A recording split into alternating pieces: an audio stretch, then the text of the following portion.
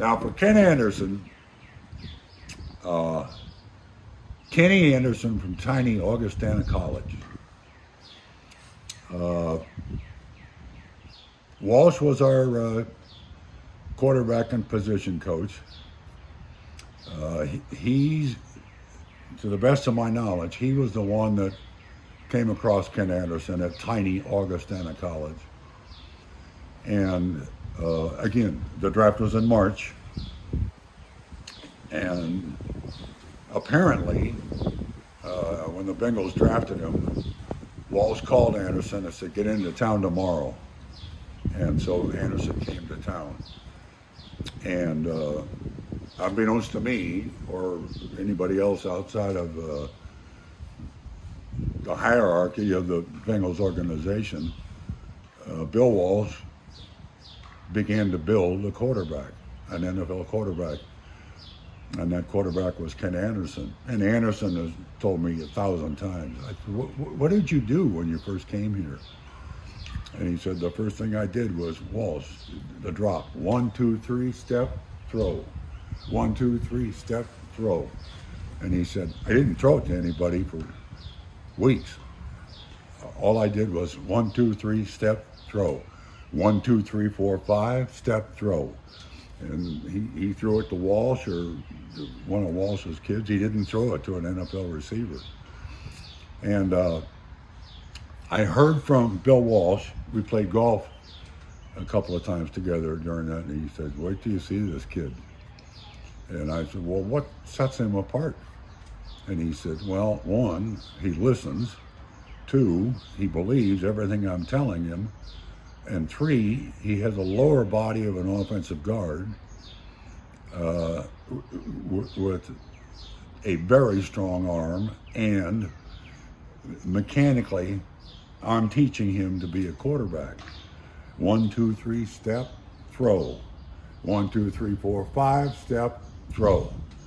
And he said, I've got a willing student. He said, I don't want to screw this up.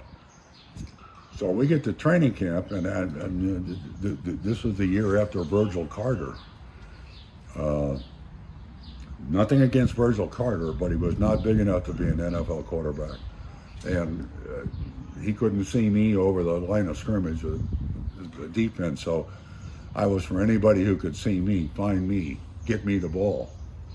And we get to training camp, and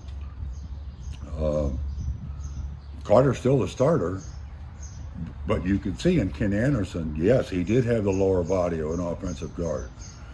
Great big ankles, legs, hips, thighs, but the rest of him looked like a 215-pounder. And he was insanely accurate and said nothing to anybody. I mean, all quarterbacks have an extra gene when it comes to ego. Anderson did not have that ego, that gene. He did not have that, I'm the best, I'm here. He was amazing.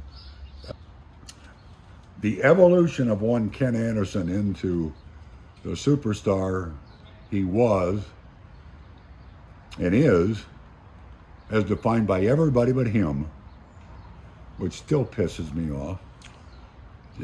He's a country kid from Batavia, Illinois. We could never get him to be the out front guy, to be the Boomer Esiason, or the Joe Burrow, or the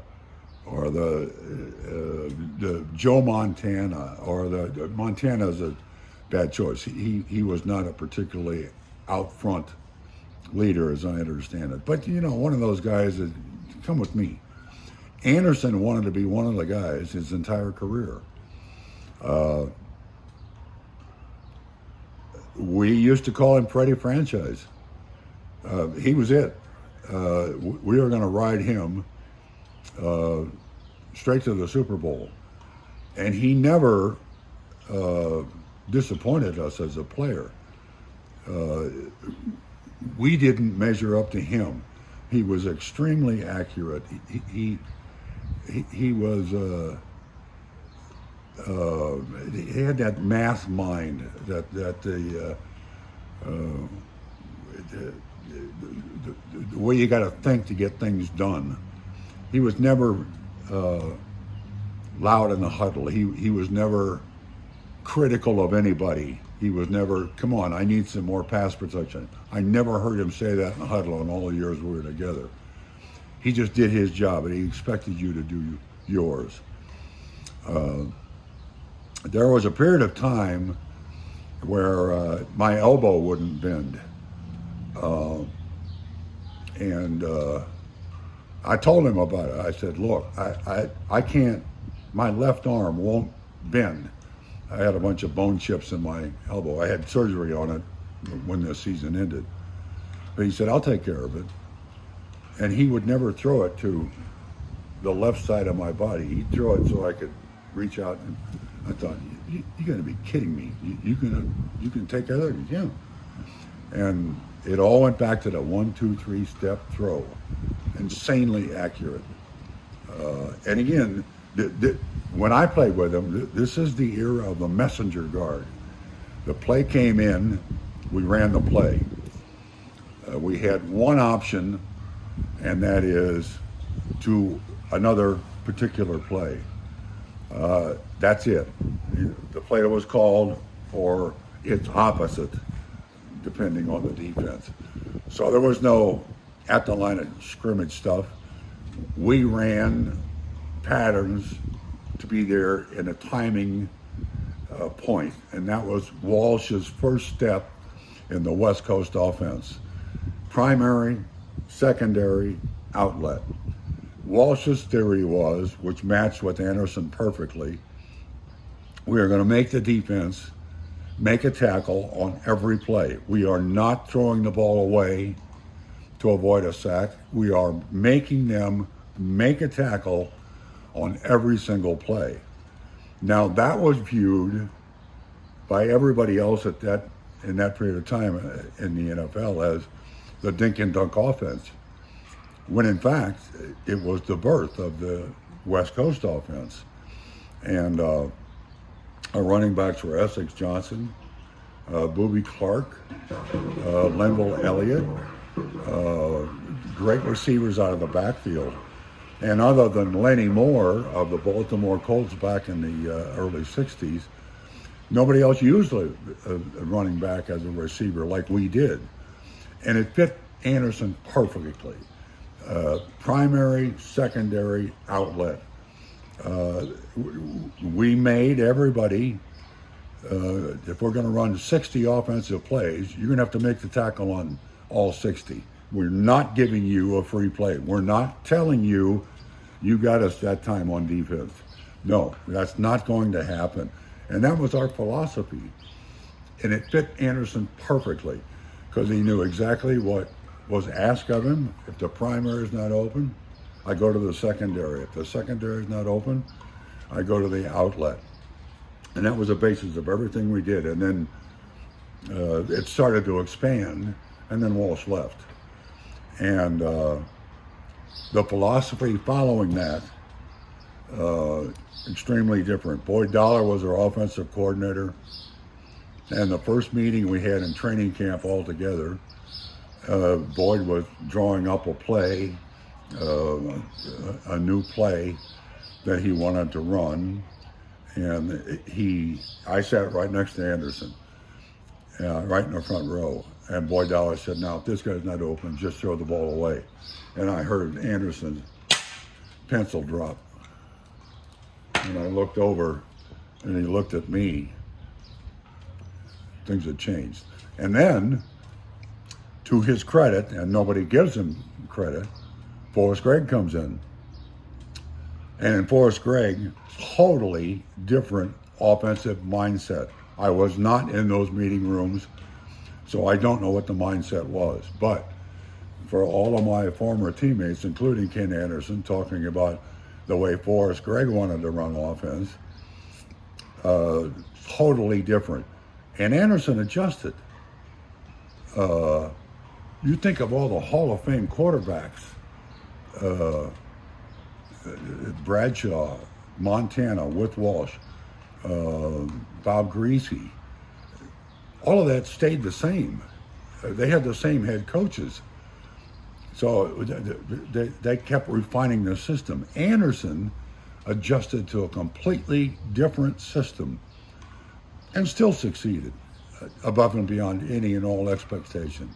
And it's an extraordinary ability to do one thing for one, I thought, offensive genius head coach, and then it adjusts completely to, under Forrest, Gregg, Lindy, and Fonte, where the timing of the route is gone, and when you see him open, throw it to him.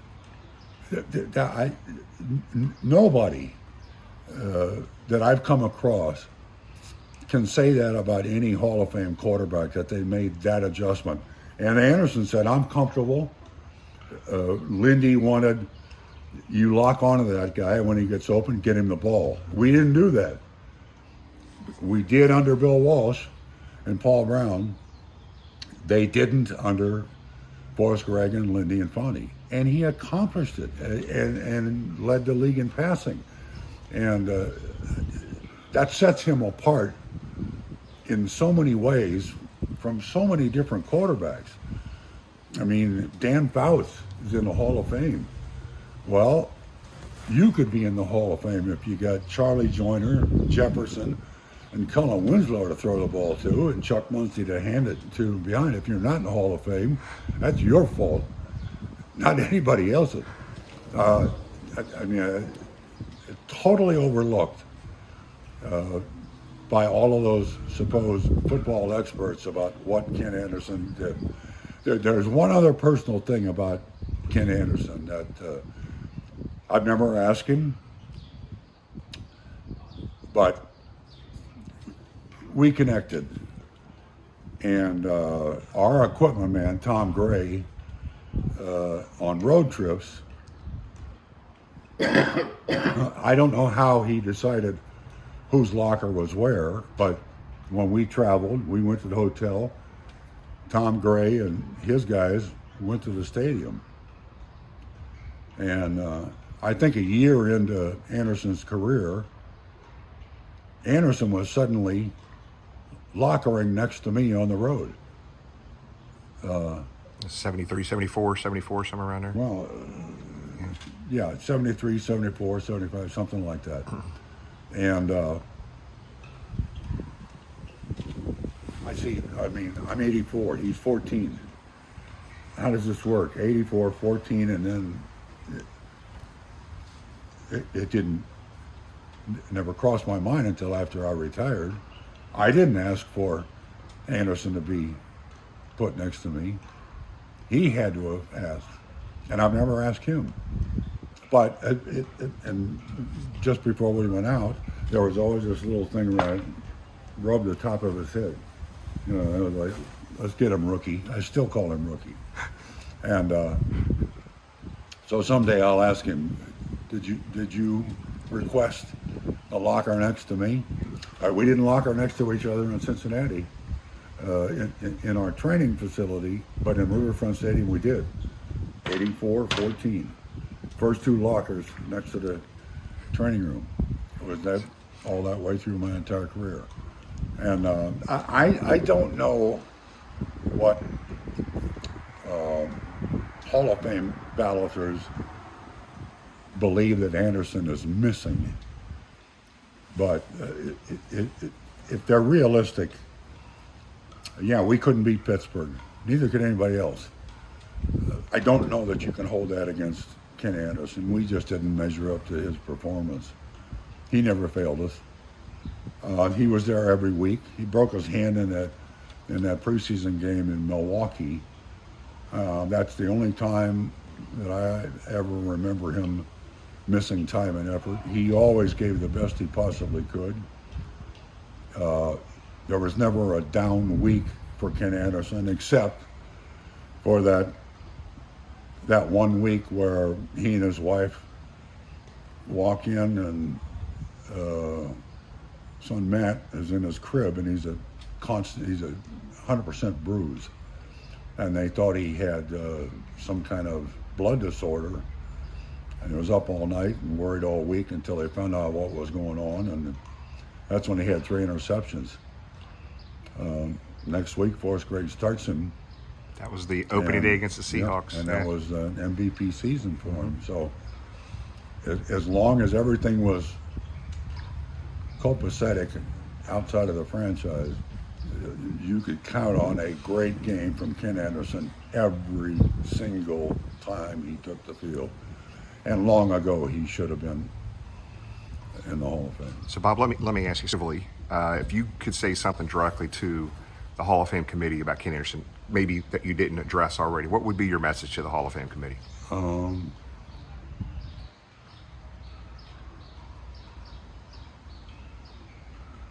I think the message to the Hall of Fame committee would be that presently in the Hall of Fame is Bill Walsh, the guy who started the West Coast offense,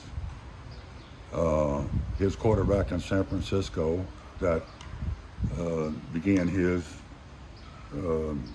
climb to success with the West Coast offense, named Joe Montana, when the birth baby of the West Coast offense, Ken Anderson, was there when it was in the laboratory stages.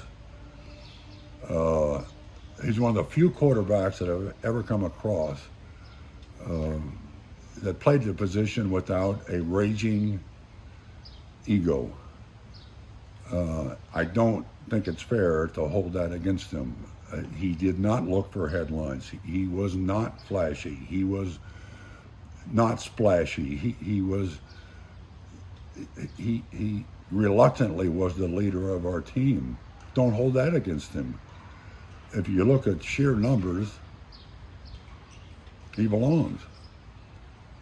Stop applying rules and regulations that are more connected to headlines than execution. And if you measure execution for Ken Anderson, he wins in all situations. So we're talking about comparing quarterbacks of his era. He was the best, if not one of the best, the best. Yeah, I'm willing to admit that. I'm a former teammate. We didn't measure up to him. I think the best thing about Ken Anderson that we didn't use properly is he was always going to be playing at a very high level every single week. If there was a screw up, you better examine yourself. He didn't misread or misthrow or underthrow or overthrow many people. He did 99% of the time exactly as he was supposed to. It was his teammates that didn't hold up our end. And again, our attitude was, we're one of the 4 or 5 best teams in the league. We just happen to be second best in our division, and I mean, we had great difficulty beating Pittsburgh, and so did everybody else. You can't hold that against one guy. That doesn't work. And he deserves to be in there, and you know it.